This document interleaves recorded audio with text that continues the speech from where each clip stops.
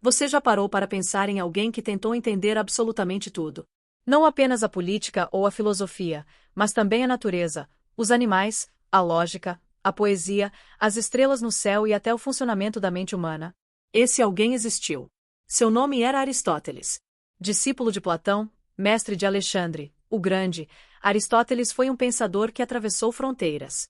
Enquanto Platão sonhava com o mundo das ideias perfeitas, Aristóteles preferia observar o mundo real, concreto, que podia ser visto, analisado e explicado. Foi ele quem criou a lógica formal, que moldou o raciocínio humano por mais de 2000 anos. Foi ele quem afirmou que a felicidade, eudaimonia, é o fim último da vida.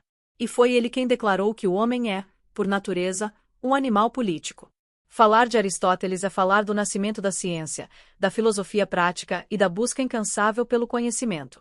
E até hoje, mais de 2 milênios depois, suas ideias continuam iluminando a forma como pensamos, ensinamos, governamos e vivemos.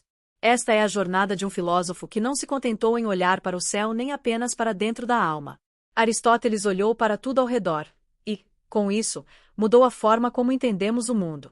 Imagine um homem que não queria apenas refletir sobre a vida. Ele queria entender tudo. A política, a ética, a poesia, os animais, as estrelas no céu, a lógica do pensamento humano. Nada escapava à sua curiosidade. Esse homem foi Aristóteles.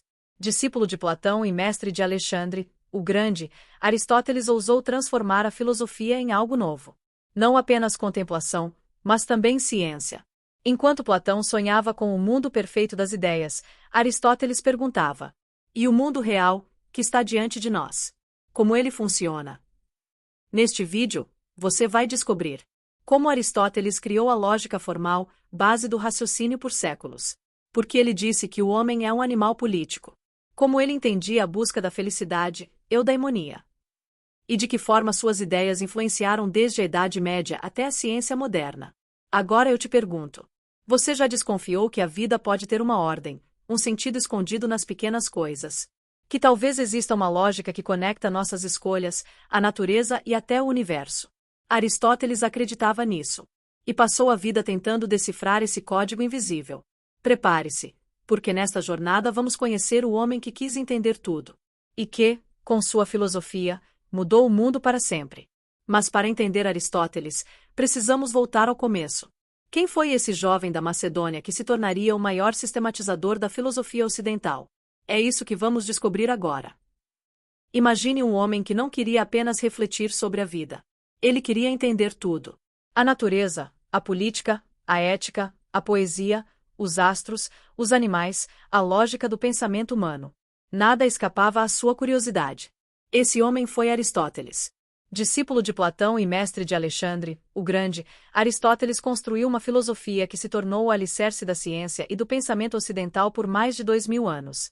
Enquanto Platão sonhava com o mundo das ideias perfeitas, Aristóteles queria compreender o mundo real, concreto, que podia ser observado e analisado. Platão nos ensinou a olhar para cima, para além da realidade. Aristóteles nos ensinou a olhar ao redor, para dentro do mundo em que vivemos. Mas quem foi Aristóteles? Afinal, um sonhador tão ousado quanto seu mestre. Ou um homem prático, determinado a transformar a filosofia em uma ferramenta para explicar a vida. A verdade é que ele foi as duas coisas. E é isso que o torna fascinante. Nesta série, você vai descobrir quem foi Aristóteles e como ele se formou na Academia de Platão. Como ele criou a lógica formal, base da ciência e do raciocínio. Sua visão sobre a ética e a busca da felicidade. Porque chamou o ser humano de animal político.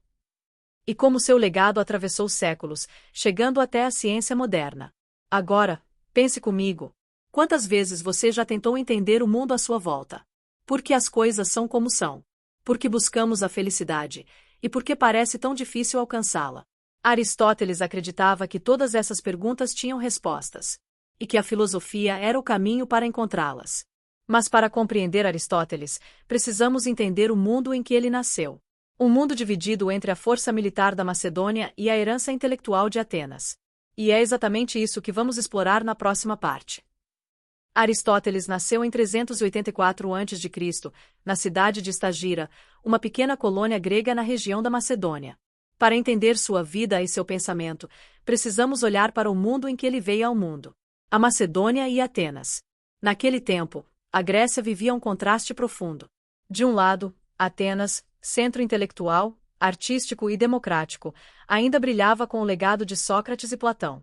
Do outro, a Macedônia, um reino poderoso, com exércitos fortes e reis ambiciosos, como Filipe II. A relação entre os dois mundos era tensa. Para muitos atenienses, a Macedônia parecia bárbara, rude, militar demais. Mas, ao mesmo tempo, a força macedônica crescia, e Atenas já não era a potência de antes. Aristóteles, nascido entre esses dois universos, herdaria tanto a herança intelectual da Grécia clássica quanto a energia prática e militar da Macedônia. O legado de Platão. Quando Aristóteles ainda era criança, Platão já ensinava em sua famosa academia, em Atenas. As ideias sobre o mundo das formas, a justiça e o filósofo rei moldavam gerações de jovens gregos. Era impossível crescer nesse período sem ser tocado, direta ou indiretamente, pelo pensamento platônico. Mas Aristóteles faria algo ousado. Ele aprenderia com Platão, e depois romperia com ele. Um mundo em transformação. O século IV a.C. foi um tempo de transição. Atenas já não tinha o esplendor da época de Péricles. As guerras internas enfraqueceram a Grécia, e a ameaça de novos impérios pairava no horizonte. Enquanto isso, a filosofia florescia. Sofistas, platônicos, cínicos e pitagóricos disputavam a atenção dos jovens. Era uma época de intensa efervescência intelectual. E nesse cenário, Aristóteles entrou em cena. Aos 17 anos, foi para Atenas estudar na Academia de Platão, onde permaneceria por 20 anos. O jovem entre dois mundos. Aristóteles cresceu entre duas forças. A teoria de Platão, que convidava a olhar para além do mundo sensível. A prática macedônica, que exigia resultados concretos. Essa combinação faria dele um pensador único. Não um sonhador utópico, mas um observador atento da realidade, capaz de criar uma filosofia voltada para a vida prática. Mas quem foi Aristóteles em sua essência? Como um jovem da Macedônia se tornou discípulo de Platão, mestre de Alexandre e um dos maiores pensadores da história? É isso que vamos descobrir na próxima parte, a vida de Aristóteles. Aristóteles nasceu em 384 a.C., em Estagira, uma pequena cidade na Macedônia. Seu pai, Nicomaco, era médico do rei da Macedônia, o que fez Aristóteles crescer em contato com a corte e com a ideia de que a observação prática da vida era essencial para o conhecimento. Sua mãe, Festis, também vinha de uma família ligada à medicina. Não é à toa que, mais tarde, Aristóteles se tornaria um apaixonado pela natureza, pelos corpos vivos, pelos processos da vida. Infância marcada pela perda. Ainda jovem, Aristóteles ficou órfão de pai e mãe. Foi então adotado por um tutor que cuidou de sua educação até ele ter idade suficiente para buscar um futuro em Atenas. E foi lá, aos 17 anos, que ele ingressou na Academia de Platão, o centro intelectual mais famoso do mundo antigo. 20 anos na academia. Na academia, Aristóteles foi aluno dedicado, mas também inquieto. Passou quase 20 anos estudando sob a orientação de Platão. Aprendeu lógica, filosofia, matemática, ética e política. Mas, aos poucos, começou a discordar de seu mestre. Platão acreditava que a verdadeira realidade estava no mundo das ideias. Aristóteles, por sua vez, achava que esse mundo invisível era apenas uma abstração. Para ele, a realidade verdadeira estava aqui, neste mundo, ao alcance dos nossos olhos e sentidos. Essa diferença seria a grande ruptura entre mestre e discípulo. Após a morte de Platão. Quando Platão morreu, Aristóteles deixou Atenas. Viajou para a Ásia Menor, depois para a ilha de Lesbos, onde realizou pesquisa sobre biologia e estudou centenas de espécies de animais e plantas. Foi nesse período que ele consolidou seu método: observar, classificar, comparar. Para Aristóteles, o conhecimento devia começar pela experiência concreta e só depois chegar às conclusões gerais. O encontro com Alexandre. Por volta de 343 a.C., o rei Filipe II da Macedônia convidou Aristóteles para ser tutor de seu filho adolescente, Alexandre. Sim, o mesmo Alexandre que ficaria conhecido como Alexandre, o Grande. Durante alguns anos, Aristóteles educou o jovem príncipe em filosofia, política, ética e ciência. Dizem que a visão de Alexandre sobre o mundo foi profundamente marcada por essas lições. A fundação do Liceu. Depois de sua temporada como tutor real, Aristóteles retornou a Atenas. Dessa vez, fundou sua própria escola, o Liceu. Diferente da Academia de Platão, o Liceu tinha um espírito mais prático e científico. Ali, Aristóteles e seus discípulos caminhavam juntos pelos corredores, debatendo e pesquisando, por isso ficaram conhecidos como peripatéticos, ou os que caminham. O Liceu se tornou um espaço revolucionário de pesquisa, filosofia, política, ética, astronomia, biologia, tudo era objeto de estudo. Mas afinal, como Aristóteles pensava? Qual era o seu método? E por que ele foi chamado de o pai da lógica?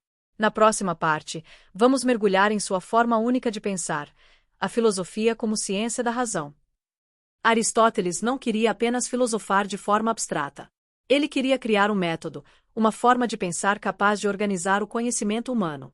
E assim ele se tornou o primeiro grande sistematizador da ciência. A lógica como ferramenta. Platão sonhava com o mundo das ideias. Mas Aristóteles queria entender como pensamos sobre o mundo real. Ele criou a lógica formal, um conjunto de regras para estruturar o raciocínio. O exemplo mais famoso é o silogismo. Todo homem é mortal. Sócrates é homem. Logo, Sócrates é mortal. Simples? Sim. Mas essa estrutura se tornou a base do raciocínio científico por mais de 2000 anos. Observador da natureza. Além da lógica, Aristóteles foi um incansável observador da vida. Ele estudou biologia, classificou plantas, descreveu mais de 500 espécies de animais. Observava, anotava, comparava, como um cientista moderno faria. Para ele, o conhecimento começava na experiência sensível. Primeiro, observar. Depois, organizar as informações. E só então, chegar às causas e princípios gerais. Essa visão fez de Aristóteles o verdadeiro precursor do método científico. As 4 causas. Uma das grandes contribuições de Aristóteles foi a teoria das 4 causas. Causa material, do que algo é feito. Causa formal, a forma ou essência da coisa. Causa eficiente, quem ou o que gera a coisa. Causa final, a finalidade, o para quê. Exemplo, uma estátua. É feita de mármore, causa material. Tem a forma de um deus, causa formal. Foi esculpida por um artista, causa eficiente. Serve para honrar ou inspirar, causa final. Para Aristóteles, compreender algo só era possível se entendêssemos todas as suas causas. Um universo ordenado. Aristóteles acreditava que o universo era um grande organismo ordenado. Tudo tinha um lugar, um propósito, uma função. Essa ideia influenciaria a ciência e a religião por séculos. Até mesmo a visão medieval de que a Terra era o centro do universo tinha raízes em seu pensamento. O saber como totalidade.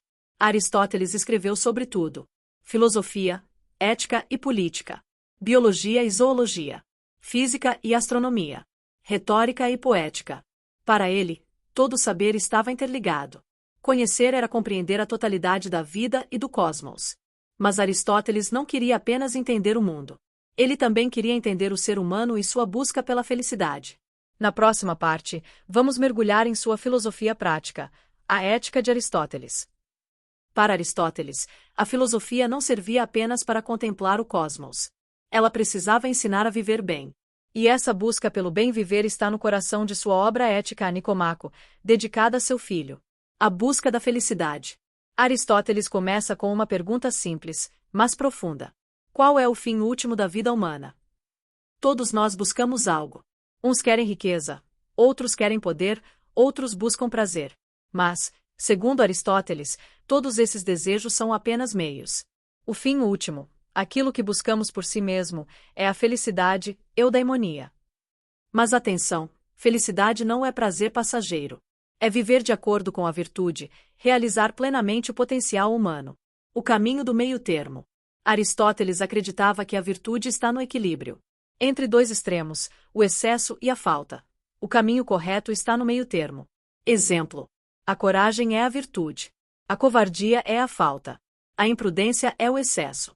Outro exemplo: a generosidade é a virtude. A avareza é a falta. O desperdício é o excesso. A virtude, portanto, não é algo inato. Ela é conquistada pelo hábito, pela prática constante de escolher o equilíbrio. Razão e hábito. Para Aristóteles, somos seres racionais. E é a razão que deve guiar nossas escolhas para formar bons hábitos. A vida virtuosa não acontece por acaso. É fruto de disciplina, educação e reflexão. Em outras palavras, não nascemos bons ou maus. Nos tornamos o que repetidamente fazemos. A felicidade como realização. Ser feliz, para Aristóteles, é viver em harmonia consigo mesmo e com a comunidade. É realizar o que há de melhor em nós, a razão, e viver uma vida de virtude. Por isso, a ética não é uma teoria distante. É um guia prático para viver melhor, para escolher bem, para alcançar plenitude. Mas Aristóteles não parou na ética individual. Ele acreditava que a verdadeira realização só acontece em comunidade. Na próxima parte, vamos conhecer sua visão sobre a política e descobrir por que ele chamou o homem de animal político. Para Aristóteles, o ser humano não nasceu para viver isolado.